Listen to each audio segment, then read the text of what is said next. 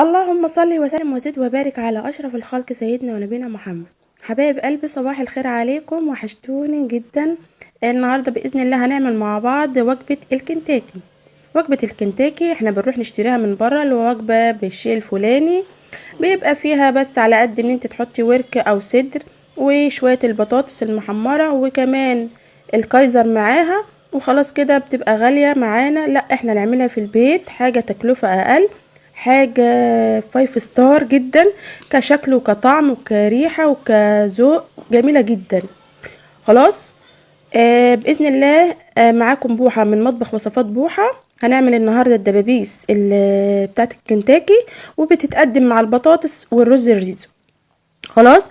انا معايا هنا دبابيس الفراخ، ومعايا التتبيلة بتاعتها، وكمان معايا بصلاية وعود من الكرفس البلدي. لو ما عندكيش ممكن تستبدليه بعود من البقدونس، وكمان طماطمية، بس بوسع لنفسي كده، وباذن الله هنشوف هنعمل ايه مع بعض. خلاص. ادي التتبيله البهارات بتاعتي، وادي كمان الدبابيس. طبعا الدبابيس هنا انا غسلاها ونقعاها في ميه وملح وليمونايه كده وطرف معلقه من الجنزبيل. خلاص. بعد كده بشطفها وتبقى بالشكل الجميل اللي انت شايفاها ده، وببدأ ان انا ان شاء الله بجيب سكينة كده رفيعة، وابدأ ان انا اعمل فيها فتحات من الجناب كده، يا اما امسكها واغزها زي ما انت شايفة كده، اعمل فيها كام فتحة. طب ليه بتعمليها كده يا بوحة؟ عشان خاطر اضمن ان التتبيله اللي انا هعملها معاكي ان شاء الله تتغلغل جوه اللحم بتاعي، وتبقى اللحم بتاعي كله واخد التتبيله، وتبقى طعمها جميل جدا. خلاص. خلصنا الكميه اهو، بس حابه ان انا اوريكي الفتحه اللي عندي بتبقى عامله ازاي. تمام كده. طيب، عندي ايه تاني؟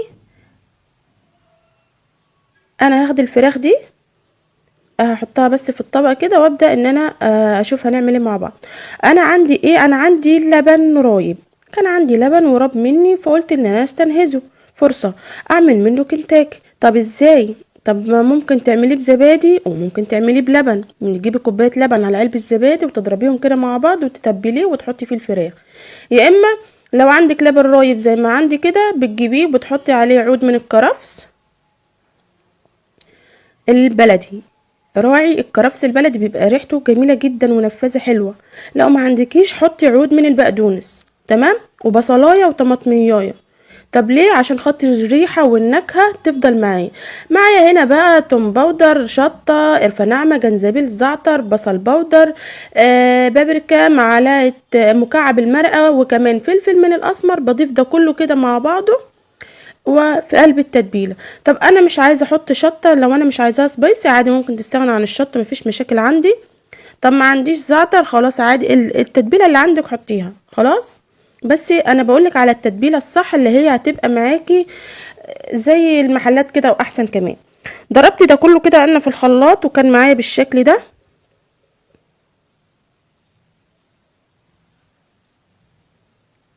تمام. هبدأ بس انزل بقية التتبيله بتاعتي عشان خاطر البهار كله استفاد منه.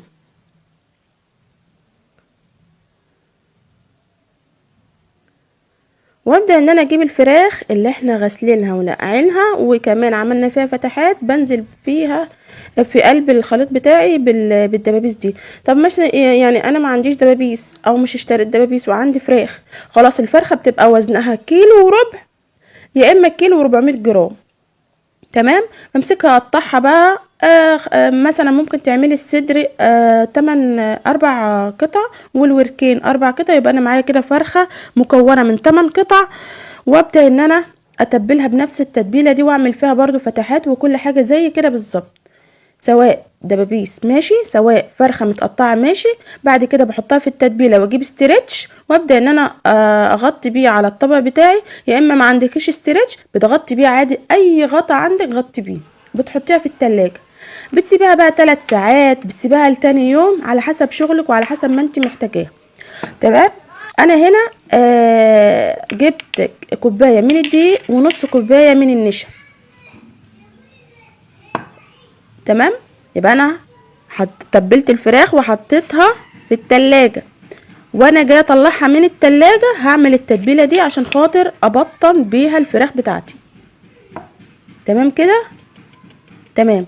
بس اهم حاجه ان انت تنخلي الدقيق بتاعك وتنخلي النشا كمان.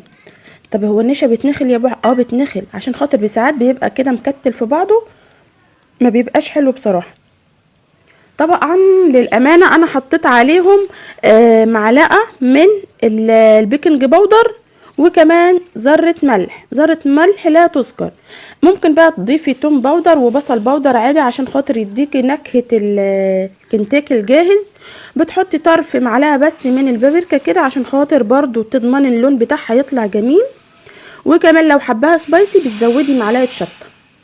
خلاص، مش حباها سبايسي تستكفي بالشطه اللي هي في التتبيله. هنا برضو بحب اضيف معايا طرف معلقه من الجنزبيل البودر، وكمان طرف معلقه من القرفه الناعمه. وخلاص كده ببدا ان انا بقلبهم كده مع بعض، وابدا ان انا اجيب الفراخ بتاعتي وهقولك هنعمل ايه. طبعا كلنا عارفين الكيس البلاستيك اللي هو بتاع خزين التلاجة اهو، عادي خالص البسيط جدا. تمام، ببدأ ان انا اجيبه وبنزل بالتتبيلة بتاعتي عشان خاطر نتبل الفراخ مع بعض. طيب انا هنا هسيب نص التتبيلة كده او نص الدقيق اللي انا هبطن بيه الفراخ، وهقولك هنعمل ايه مع بعض، وهوريكي فرق من ده من ده.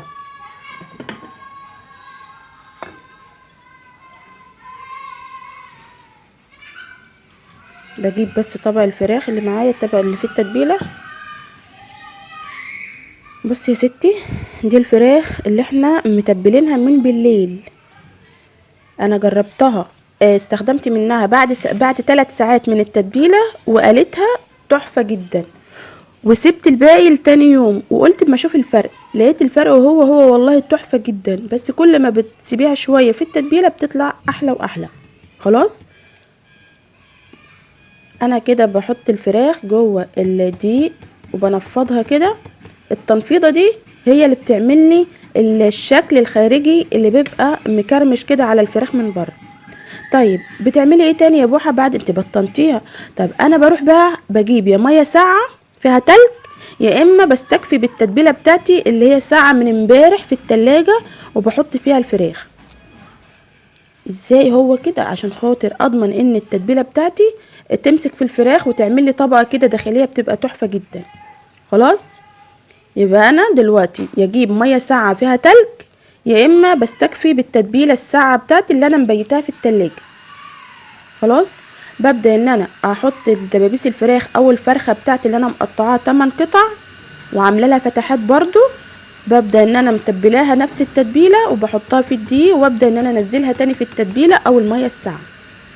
ممكن تعملي التبطينه دي 3-4 مرات، بتدي معاكي طبقه كريسبي تحفه جدا. بس انا هنا بصراحه عملتها طبقتين بس، لقيتها معايا ما شاء الله جميله جدا ومستكفيه انا بالطبقتين. عايزه تزوديها ممكن تعمليها 5 طبقات، ممكن تعمليها 3 طبقات.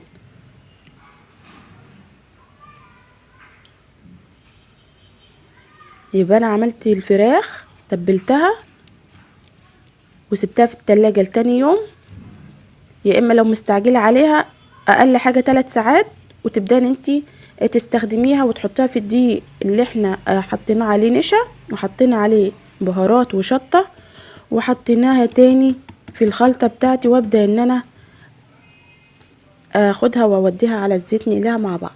وهقولك برضو هنعمل ايه، ماشيين مع بعض خطوه خطوه اهو. ادي الفراخ وادي الشكل وادي الكرمشه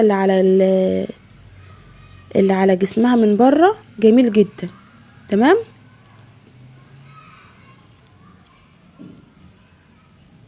انا بس مش حابه والله ان انا اقصلك الفيديو عشان خاطر دي اهم حركه واهم تركه في قلب الفيديو ده كله للامانه يعني. طيب انا هجيب بقى الكيس اللي انا قلتلك عليه وهحط بقيه التتبيله دي فيه.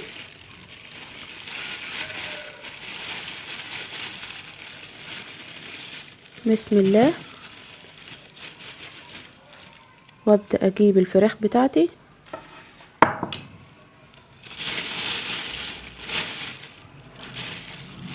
بصي انا حابه بس ان انا اوريكي ان الفراخ هياها زي اللي انا عملتها اول مره. بصي ما مش عليها اي طبقه قبل كده خالص، هي متبله بس. بجيبها واحطها كده في قلب الكيس قدامك اهو.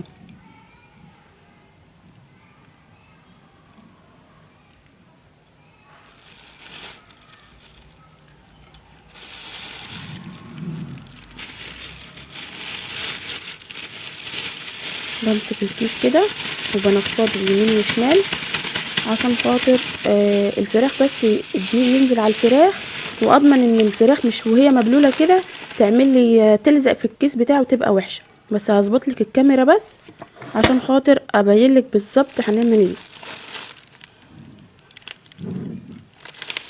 بصي انا خلاص قفلت كده على الهوا جوه الكيس، وابدا ان انا بقى انفضه كده زي ما انت شايفه. ممكن تعمليها نص دقيقة على حسب بقى ما انت عاوزة، يعني مش ليها وقت معين ان انت تضربيها كده في بعض قد ايه، براحتك خالص. بصي بقى هنجيب الفراخ اللي عملناها قبل كده، وادي الفراخ اللي انا عملتها معاكي برضو دلوقتي. بصي يا ستي بسم الله ما شاء الله، جميلة جميلة جميلة. وما تنسيش ان دي اول طبقة. بصي بقى عاملة الخربشة والحركات كلها من اول مرة. خلاص ببدأ تاني ان انا زي ما عملت في الفراخ في الدبابيس الاول مرة بعملها برضو في دي، ان انا اشيلها واحطها في التتبيلة وابدأ ان انا احطها تاني في الكيس، يا اما احطها في المية الساقعة واحطها تاني في الكيس معايا. بصي شايفة بقى الخربشة والحاجات الحلوة دي، هي دي اللي بتعملك شكل الكنتاكي اللي انت بتشتريه جاهز من بره في قلب البيت اهو. حاجة بسيطة وسهلة وكمان مش مكلفة خالص، وهتعملي كام وجبة من قلب فرخة واحدة، هتقضي تدي للعيال كلهم ما شاء الله، بدل ما تروحي بتشتري الوجبة ب30-40 جنيه ما فيهاش حاجة. لا يا ماما احنا عايزين كنتاكي، طب تعالي يا حبيبي هنعمله في البيت. وادي معاك الطريقة سهلة وبسيطة، وكمان الشكل زي ما انت شفتيه، وكمان ما شاء الله ما شاء الله اللهم صل على سيدنا النبي من جوه جميلة جدا، لونها فاتح وتحفة. وكمان بصي كفاية الطعم بتاعها. اعمليها بس بالوصفة دي والطريقة دي وبعتها لي بس في الكومنتات كده، طبقيها وبعتيلي الصور في الكومنتات، تحفة اقسم بالله. ادي بقى يا ستي بسم الله ما شاء الله اللهم بارك، بسم الله ولا حول ولا قوة الا بالله، جميلة جدا. شايفة بقى دي من دي اهي اتعملت قدامك ودي اتعملت قدامك. بصي بقى اجيب لك التانية اهي وهوريك الشكل برضه. بتنفضيها بس كده.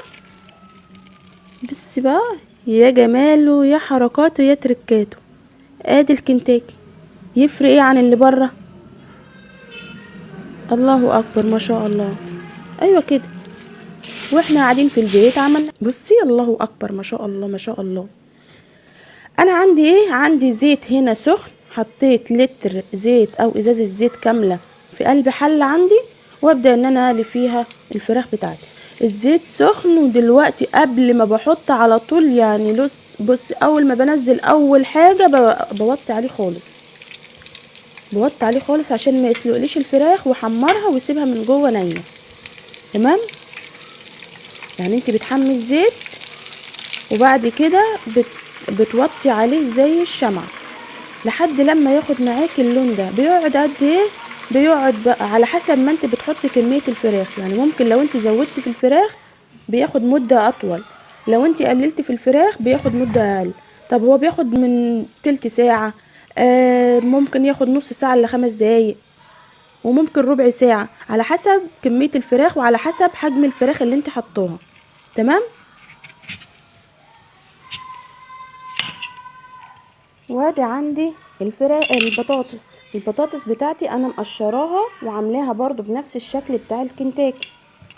طيب اجيب ممكن تحطي 2-3 من الخل، ممكن تحطي ربع كوباية من الخل، وبجيب عليهم معلقة ملح. خلاص ملح عادي جدا من بتاع الاكل اللي انت بتعمليه، حط كده في المقدار معلقه، وبعد مش تقليها بعد الفراخ، يعني انت لو وكان هتعملي الشكل بطاطس النهائي اقليها الاول بالجمال اللي انت شايفاه ده. طبعا بقى انت عايزه تظبطيه كده، هاتي شويه صوصات كده، ممكن تجيبي الكاتشب، ممكن تجيبي مايونيز وتزوقيه بقى بالشكل اللي يناسبك خالص. تمام. عندك بقى عود نعناع زي اللي عندي كده، ممكن تجيبيه تقطفيه وتحطيه كده على قلب الرزايه، تحفه جدا. بس ولا اكتر ولا اقل من كده، حاجه بسيطه سهله لذيذه شياكه، طعامه اناقه. وده كان شكل الرز بتاعنا، بصي لذيذ وطعم ومفلفل. بتحطي بقى عليه الصوص بتاعك، سواء كاتشب او صوص انت عاملاه حباب، اي نوع انت حباه. انا حطيت هنا بصراحه الكاتشب. الكاتشب هنا كان طعمه تحفه جدا جدا جدا. فيديو تاني ان شاء الله عشان مش هطول عليكي، هنزلك وصفه الرز الريزو لفراخ الكنتاكي. تمام كده يا رب. وادي البطاطس كمان، بصي جميله جدا. يا رب دايما تكونوا بألف خير، ويا رب دايما كده وصفاتي تعجبكم. وبإذن الله لو عجبتك الوصفة يا ريت تشيروا الفيديو عشان خاطر الكل يستفاد، وبإذن الله يوصلك كل جديد، وعشان خاطر كمان تشوف الوصفات الحلوة أول بأول. خلاص كده. انا هحاول بس ان انا اوريكي منظر الفراخ من جوه عامل ازاي، بس هي لسه سخنه، وبصراحه انا بصراحه مش عارفه امسكها. بصي بسم الله الله اكبر، جميله جدا،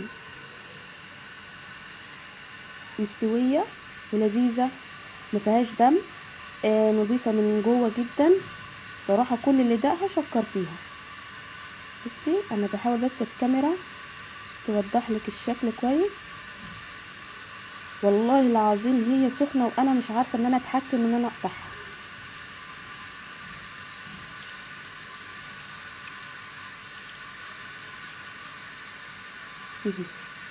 اللهم صل على سيدنا النبي، جميله والطعم حكايه بصراحه يعني. طيب يا حبايبي، دي كانت حلقتنا النهارده، حلقه الكنتاكي بتقدميها مع الرز الريز والبطاطس. دمتم في رعايه الله، والسلام عليكم ورحمه الله وبركاته.